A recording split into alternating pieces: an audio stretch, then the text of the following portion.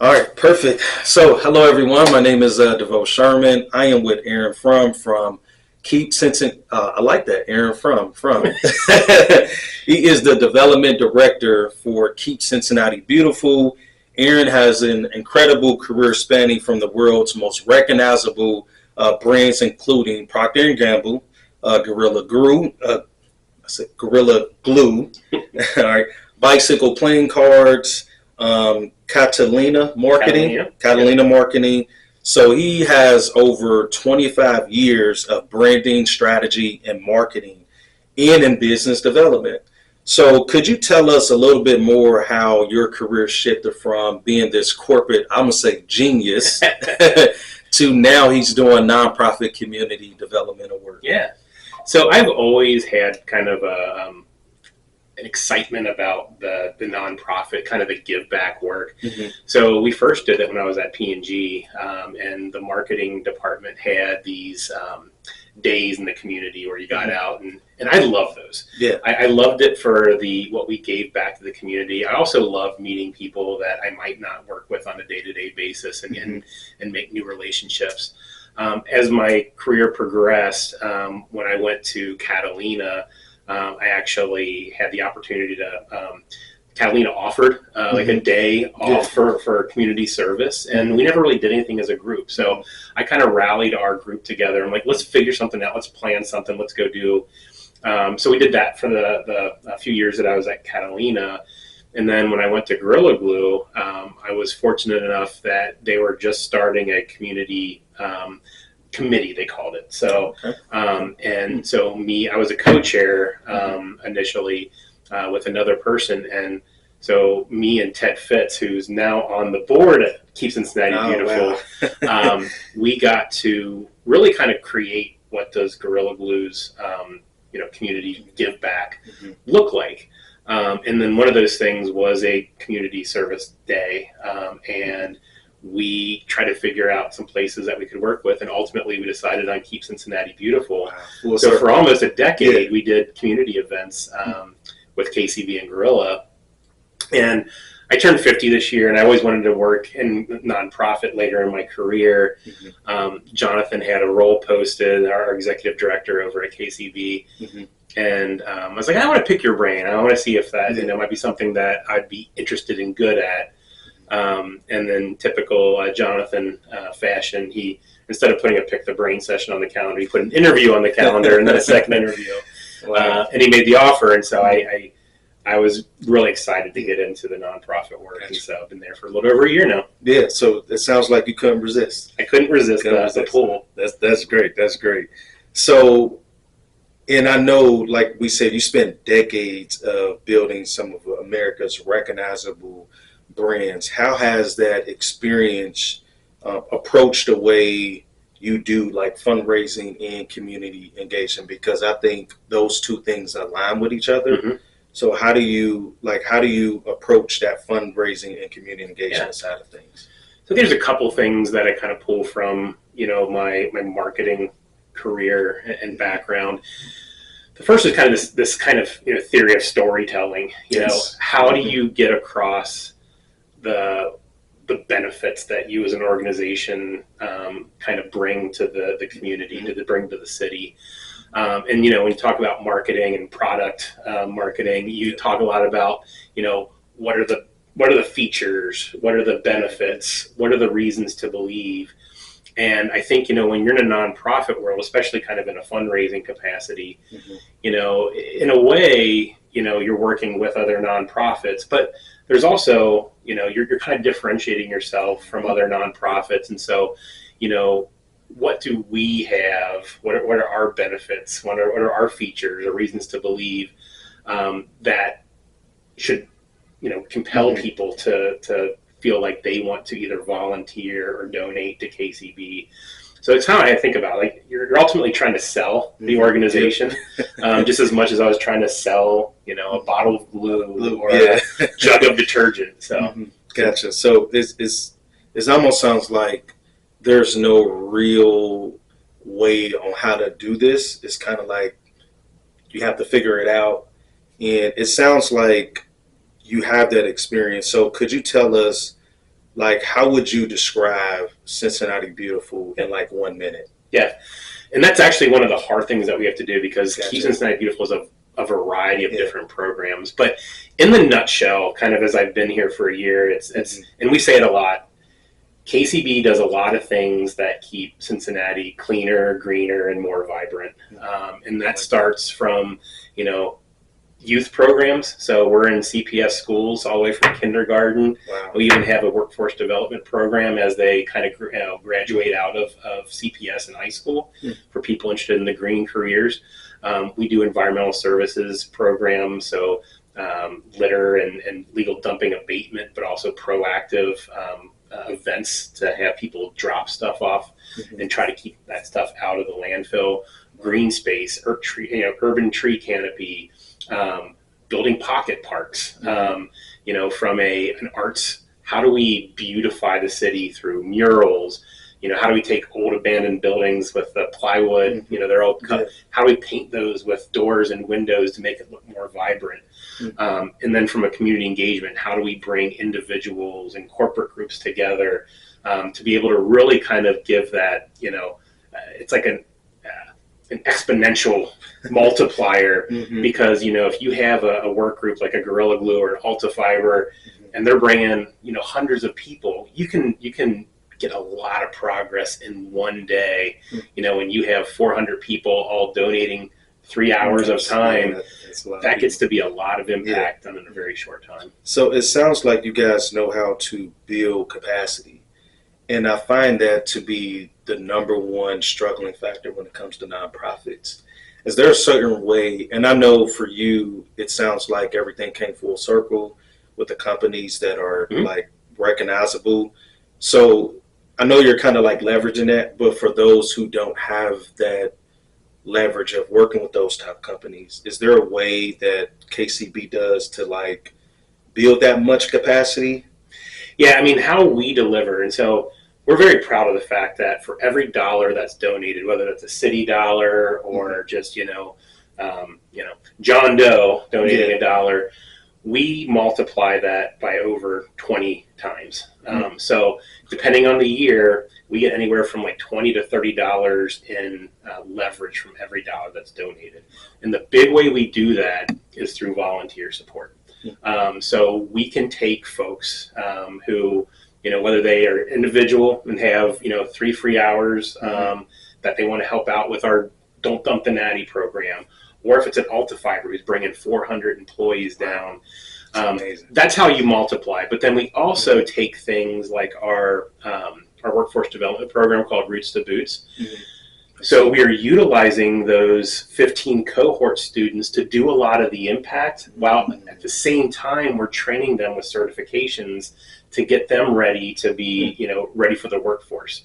So they have their OSHA 10 certification, they have their chainsaw certification, they have their pesticide certification. A lot of these things that these companies are looking for, but all the while they're doing this, they're helping us check off the boxes on our list about what we need to do. Got it. So it sounds like you guys created tailored programs to help bring everything full circle. That's for everybody. Yeah. Wow. Yeah, it's really, we're, in short, I think we're about empowering communities, companies, individuals. That we can actually take a lot from that. So last year, we're close to 2 million pounds of waste that's collected in these 9 events. Like I said, it's the last Friday of each month. Now, there's 2 exceptions, May and November, because of the holidays. The city helps by bringing their Packer trucks, the dump trucks. And on those holiday weeks, they have a compressed collection schedule. So it's harder for them. So we do it the week before to get better access to the vehicles there. But so that's one of them. I think the other one that's really exciting right now is our Roots to Boots program. So Roots to Boots is our workforce development program that I talked about. So we're going to have 2 cohorts this year, 15 slots per cohort. And like I said, what we do is really get folks who maybe they're recently graduated from Cincinnati Public Schools and have to be Cincinnati Public Schools, but who are interested in working in green careers. So whether that's, a landscape job, a park management, whatever that might be, we get them hands-on experience. Again, OSHA 10 certification, chainsaw certification, pesticide certification, you kind of name it, but we also kind of bring in a component of kind of like life skills. So, great that you have the job and you're ready, everything's certified, but like financial management, okay, I'm making the money now. Like, how do I manage the money? So giving a little bit of glimpse to that as well, to make sure that these folks are ready and they're trained up and they're prepared to kind of enter the workforce. So we're really excited about that one. We're in the middle. This is our first cohort since the reorg of this program. For our first one, we had almost 80 applicants for 15 spots. Wow. The fall cohort's open. We're seeing a lot of good suction again for the program. So it's been a very popular program and a lot of buzz around it recently. Yeah, I think it's the name, Roots to Boots. Roots to Boots. I love that. I love that. So as we wrap up here, for the listeners to get more involved, is there anything they can do as far as like volunteering, donating, or even just other like community partners? Like, what could people do to kind of help leverage and enhance and elevate Keep Cincinnati Beautiful? Absolutely. I think if you're an individual, there's always opportunities that we have posted on our website, and that's keepcincinnatibeautiful.org. That's one way. We talked about before, Adopt a Spot is a fantastic way. We have over 400 spots adopted right now in the city.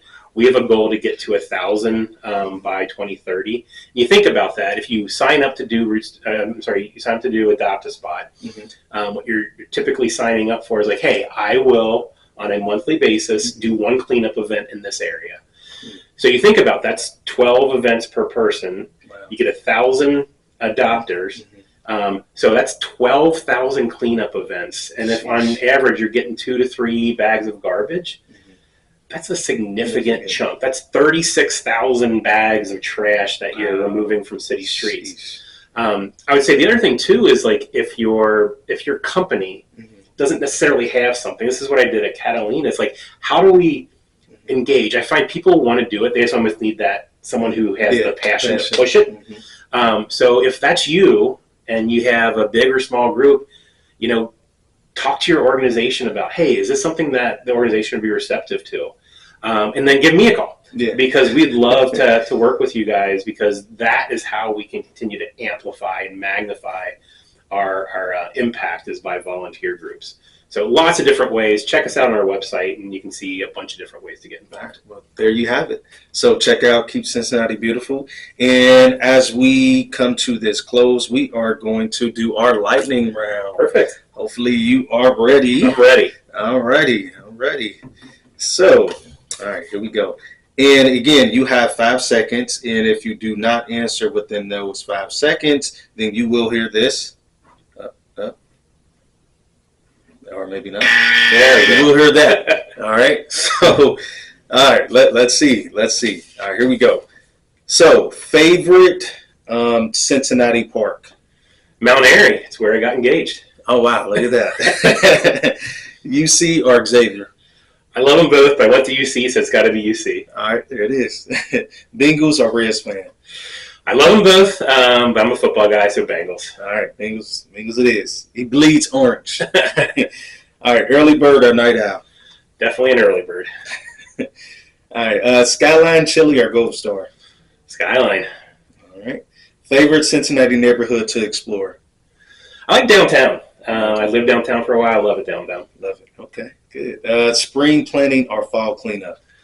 I think the spring planning, because just like that rebirth, that kind of vibrancy. Everything's fresh and new. All right. Community cleanup or community garden? Community cleanup for impact, community garden for fun. All right, we'll do both. All right, what's one word that describes a beautiful neighborhood? Vibrant. One item everyone should leave on the ground. Gosh, any trash, but I'd say cigarette butts. Okay. Favorite Cincinnati outdoor space? The riverfront. Riverfront. All right, good choice. If you could instantly beautify one place in Cincinnati, where would it be? It's got to be Walnut Hills because we just moved there. All right, there it is. All right, finish this sentence. Keep Cincinnati Beautiful starts with? Me. All right, there it is. So, Aaron, thank you for coming on to the podcast, and we look forward to seeing you all do the work. So keep pushing Cincinnati to move forward. So, thank you all for listening, and we'll see you soon. Appreciate the time. All right, Thanks so much. Aaron. Yes, this is good. This is good. All right. Just in time. Oh, and we do. I forgot. We do a picture. Okay. Pride so in the fact that we don't come into a neighborhood and do what we think is like we should do. Mm-hmm. We engage with the community groups, the councils. We understand from them, like, what are you looking to accomplish, and we help empower them through potential funding, volunteer support, boots on the ground, hands in the dirt.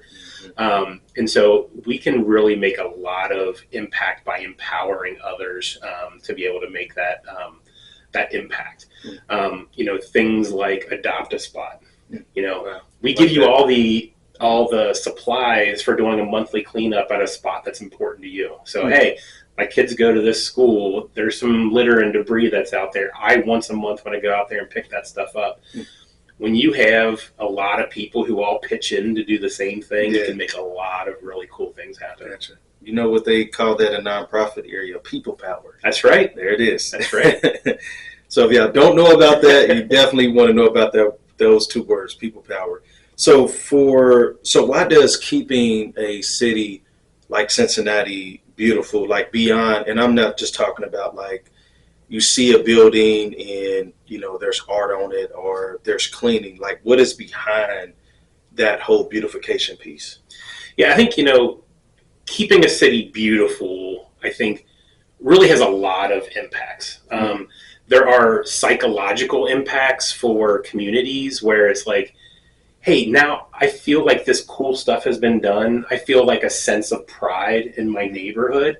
So this like placemaking is like super important, because I feel like, there are times when there are segments or pockets that maybe have gotten the short straw, right? Yeah. And maybe not feeling like they get some of the love that other places are getting. If we go in there and do that, that's like an empowering thing where it's kind of like, okay, we had this group that came in and helped us out. I want to keep this going. And it becomes contagious when you do those kinds of things.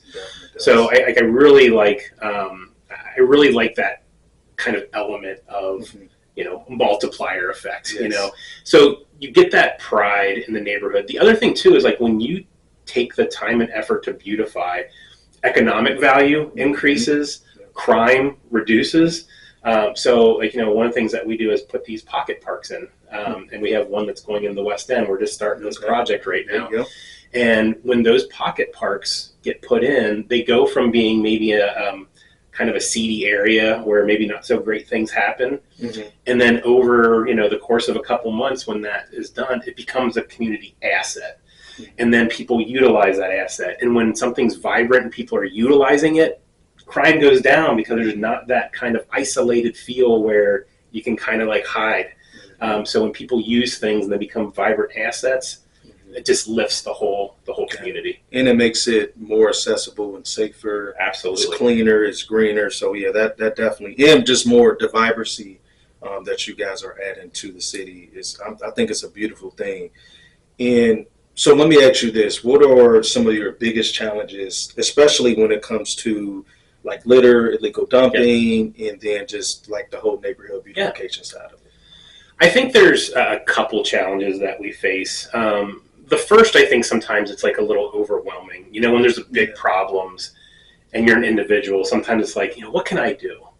And so I think there's that kind of breaking that complacency to say, hey, sign up, do something. And when multiple people kind of join together, like the impact just starts to spread. So I think there's that piece about how do I get started? And it's such a big problem. Like, you almost get paralysis because it's like, how do I even tackle this? So the first step is just move. I think the other challenge that we have is that it's kind of like whack-a-mole a bit. So especially with illegal dumping, you find a place, you start to monitor it. You work with the environmental crimes sheriff to to see how we can clean that up. But it costs a lot of money. The city spends millions of dollars on illegal dumping every year.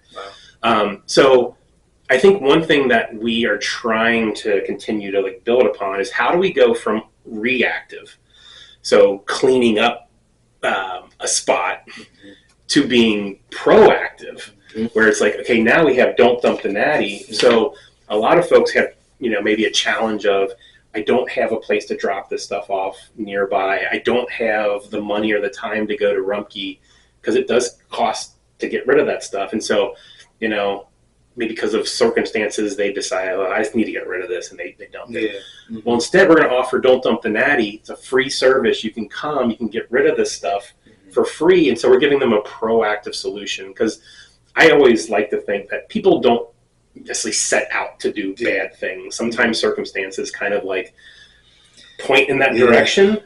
So I want to help the organization continue to be more proactive.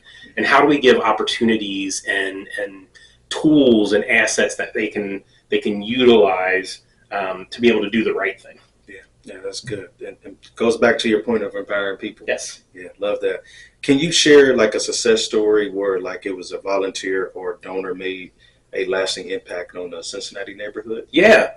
I think about West End. The West End right now is an area that we have several things going on. Okay. And it kind of ties back to my time at Gorilla Glue, because one of the years during our cleanup, we started at Dyer Spray Ground, Dyer Park area there.